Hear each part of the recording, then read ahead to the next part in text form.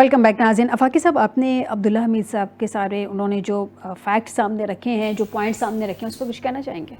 नहीं, ज़ाहिर है उनका अपना एक राइट है, उनका पॉइंट ऑफ व्यू है, हम उनके जितना भी नुक्ता निगाह हम उसका एहतराम करते हैं। लेकिन एक बात बार उसमें ये चले उसमें मेरा एक पॉइंट ऐड कर लें। फिर आपके ख्याल में आप कह रहे थे कि ईरान जो है उसको अपनी स्ट्रेटजी पे ज़रा फोकस करना होगा, उसको रिविजिट करना होगा, अमेरिका को कोई डैमेज नहीं हो रहा। तो फिर ये ज़रा बता दें कि क्या स्ट्रेटजी होनी चाहिए? उसमें ये कि जो मतलब बात ये की जाती है ना हमारे यहाँ के बहुत कि जी हम मुसलमान हैं, हमारे जज्बात हैं, तो मुसलमानों को इस बात को भी कहा गया है कि जज्बात जो है वो अक्ल के ताबे होनी चाहिए।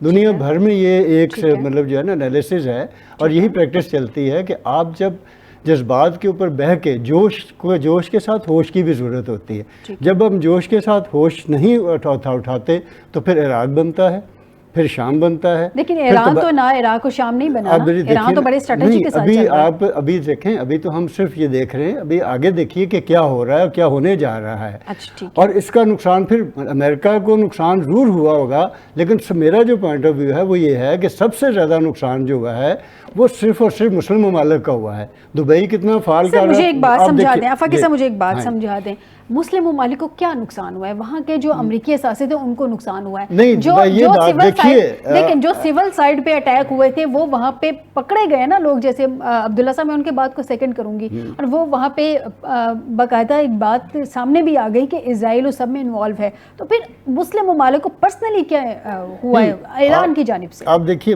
जब आप किसी भी मुल्क में मतलब ये बड़ी यानी आप मिसाल देते हैं कि जी वहाँ अफगानिस्तान से जब दहशतगर्दी होती है तो उनको तो आप कुछ नहीं कहते, और वहाँ से कौन सी दहशतगर्दी हो रही है?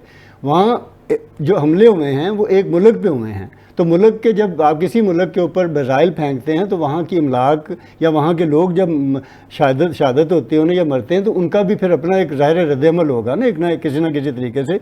होना ये चाहिए था कि ईरान को कम से कम अपने जो मुस्लिम ममालिक हैं उनके साथ एक अच्छा रवैया रखना चाहिए था, ताकि वो उनके साथ वो खड़े होते कहीं ना कहीं, कहीं ना कहीं कहीं ना कहीं उसके साथ। अब देखें ना वो तन्हा है इस वक्त, कोई मुस्लिम मुझे ये बता दें, अमेरिका भी तो तन्हा है ना, कोई उसकी भी तो मदद करने को तैयार नहीं है। वो तन्हा है अगर तो वो एक पावरफुल कंट्री है, ताकतवर है। कहाँ रहा है जब कोई उसकी मदद को आने को तैयार नहीं है? उसकी मदद को देखिए, हम कह रहे हैं ना उसका उसने पूरा कर लेना। फिर वही बात ये कि हमारे जो मुस्लिम ईरान को क्या करना चाहिए था, मुझे ये बता दें आपके ख्याल में। ईरान अगर इन कंट्रीज पे तो ईरान ने अटैक नहीं किया, मैं अगेन रिपीट कर रही हूँ, वहाँ पे अमरीकी असासों को उसने अटैक किया, कंट्रीज को अटैक नहीं किया। ये जंग से पहले जो चल रही थी ना बातें, जंग से पहले जब बातें चल रही थी तो उसके जब मुज़ाकरात की बात आ रही थी तो उस मुज़ाकरात में बैठ के डिस्कशन करनी चाहिए थी।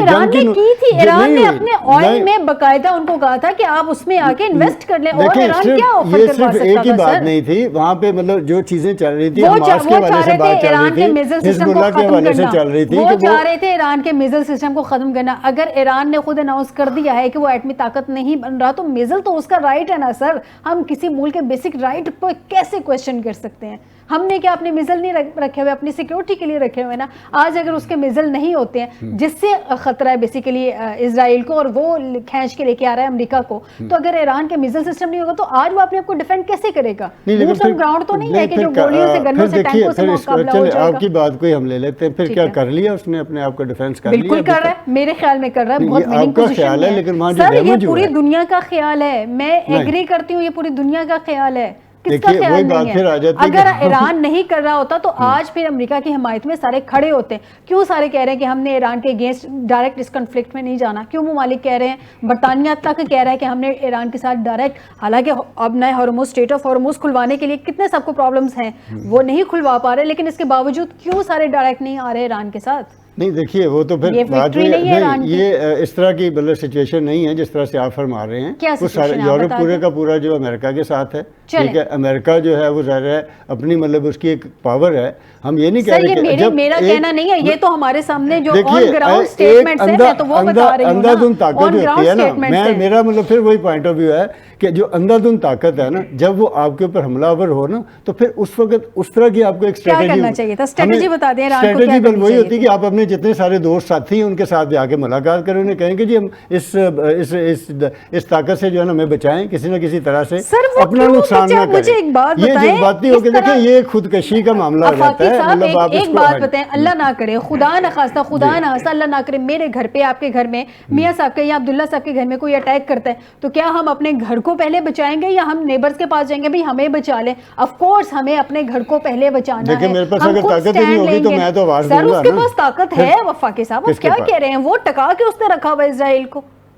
ये इजराइल की खबरें बाहर नहीं आ रही है, लेकिन जो आ रही है उसने टका दी है। खबरें तो उधर से भी नहीं आ रही, खबरें तो उधर से भी नहीं आ रही, ईरान की तो से सारी भी खबरें आ रही नहीं हैं। आ रही, वहाँ से भी नहीं आ रही। ठीक है, आपके 50 लोग जो हैं मतलब उनके टॉप लीडरशिप जो है वो अमेरिका कहाँ जीता है, ये कोई जगह बता सकते हैं जहाँ नहीं, मुझे मेरा ये कंसर्न नहीं है सर कि अमेरिका कहाँ से जीता है कहाँ से नहीं। मैं तो सिर्फ ये मेरा कंसर्न ये है कि हम मुस्लिम ममालिक हार रहे हैं। अमेरिका किस मुल्क में जीता है, अगर आप उसका नाम बताना। नहीं, मेरा कंसर्न ये है कि हम मुस्लिम ममालिक जो है वो हार रहे हैं इन्हीं अपनी जो हमारे तजादात है उसकी वजह से। बिल्कुल तजादात खत्म होने चाहिए, लेकिन पहले मुस्लिम ममालिक प्रोग्राम में ज्वाइन करने के लिए बहुत शुक्रिया।